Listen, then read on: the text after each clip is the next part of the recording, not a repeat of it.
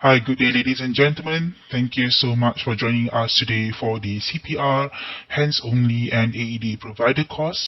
And I hope that this quick session slide video will help you for your theory assessment and also for your practical session. So for this course objective, the objective of the course basically to do good quality CPR, use an AED safely and promptly, and to provide the best chance of survival for the patient. Alright, so just to share with you, if let's say you're not feeling well before coming for practical, please let the administrator know or myself, through the number that will be an SMS to you or email, so that we can reschedule for you. And also, ladies and gentlemen, please do remember to to complete the travel and health declaration, and this should be done before coming for the practical session. This declaration, you can find the link in your confirmation SMS or email. Alright, to start off with, we start with the chain of survival. So in the chain of survival consists of 5 rings or 5 links. So the first one is what we call early access. Early access means call for help, and also means early recognition.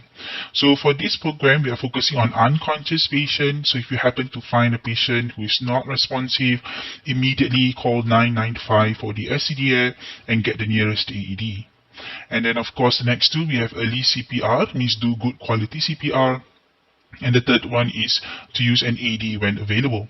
So studies have shown if all of us do the first 3 for the patient have about 60% chance of survival. So it's way better than not receiving any some sort of life support or chance of survival. The last two, nothing got to do with us. This is when the paramedic arrive, and this is when the patient go to the hospital.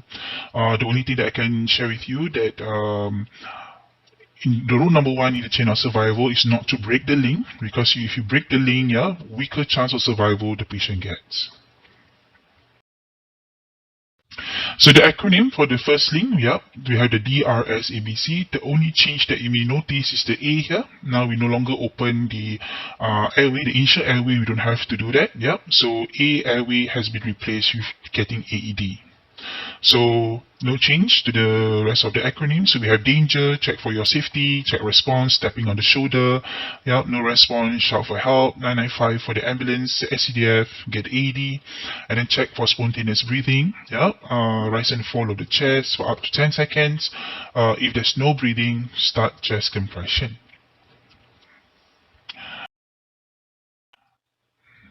So talking about breathing, ladies and gentlemen, we also need to be aware of gasping or irregular breathing, which equates to not breathing. Alright, so just a quick video on that.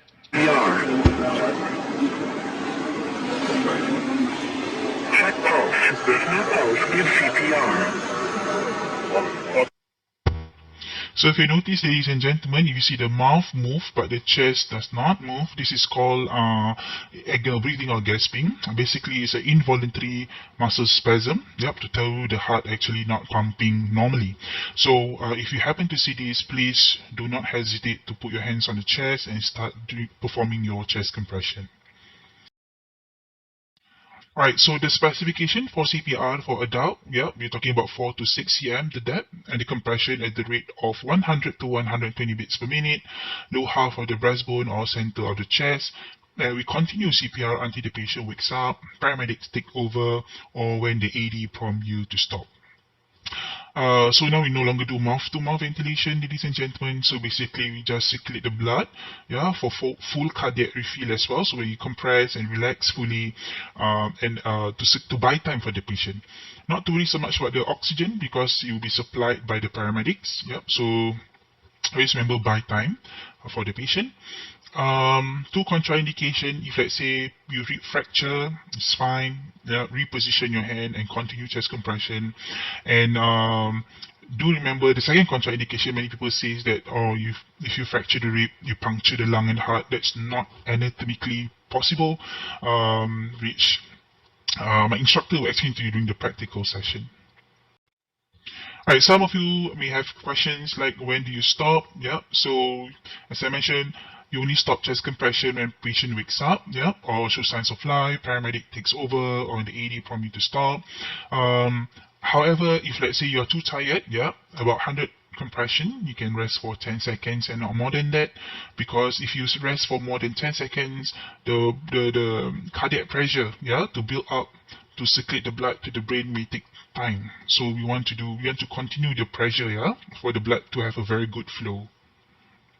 Alright. Then we have the AED, automated external defibrillator. So it's a machine to shock the heart when needed.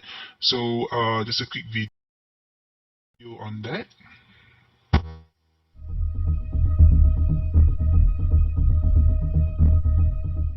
Automated external defibrillation.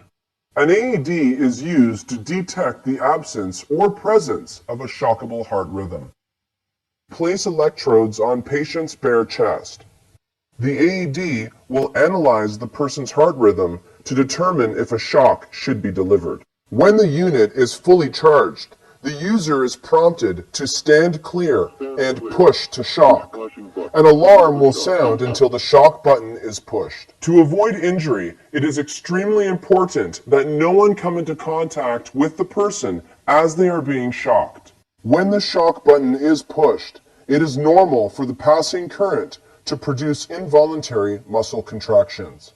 The user is prompted to continue CPR. Alright, so that is the AED. Basically, it's a machine, a device, a portable device to shock the heart when it detects a shockable rhythm. So, ladies and gentlemen, the function of AED, to analyze the heart, to shock any shockable rhythm, which is commonly named ventricular fibrillation, which will be shown to you in the next slide. So if you happen to see over here the picture, there's a lot of brands and models here out there. So the functions are the same. So we will guide you during the practical session. Okay, so this is a shockable rhythm, which is called ventricular fibrillation. So ventricular means the lower part of the heart, fibrillation means shivers. So basically, when you use an AED, basically it's to stop the shivering. That's why it's called a defibrillator. Alright, so the steps to use an AED. First, check for environmental danger, no water, metal, and flammable gases. And then ensure that the chest is bare and dry. So if hair, you shave it, plasters, remove it, any wet chest, dry it. Any wet chest, dry it off, of course. If drowning patient, you don't have to dry from head to toe, just the chest will do.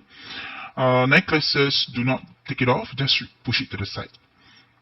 Now over here you can see this is what we call pacemaker. So if anything bulging out over here, or if you see any like IV catheter, for example like chemo port, dialysis port on the right, below right collarbone, then you will put or you place the AED pads 4 fingers away. Undergarment like bra, you don't have to remove it. Lift up the bra strap, put it under. Pregnant patients to use the AED as per normal. Alright, so easy way to operate on the machine. Place the pad according to the picture and listen to the voice prompt. Placement of pads. Now the picture you have to follow. If you notice, you look at the arrow over here. But however the orientation doesn't matter. So my advice is to put horizontally like this, because avoiding the collarbone and the nipple. The one on the left nipple below here will be towards the side of the patient's chest. Now, contraindication, if there's something here, pacemaker, no problem, you can still put it this. However, if there's pacemaker, chemo port, dialysis port, or active bleeding on the right collarbone, then of course you put this pad 4 fingers away, which will be something like this. Okay, this is for the 4 fingers away. So you put it by axilla. Axilla means armpit. So from here, you put it opposite each other. Alright, so, pardon for the typo here. So this is the, what we call this, protocol, the AED. So verify cardiac arrest, start chest compression. You don't have to do the 30 compression and 2 breath. No, don't worry about that. Just continuous chest compression. And then for when the AED arrive, water metal gas clear, chest bare and dry, on, place the pads, follow the instruction. If the AED says do not touch the patient, stand clear. AED, CPR was paused for a while. Once the AED analyzes and the advises to shock, Once it's fully charged up, stand clear, press the shock button, and immediately resume CPR. The AED will analyze every 2 minutes. So every 2 minutes, if the AED analyzes again, if the AED say now no shock, if there's no signs of life, immediately resume CPR.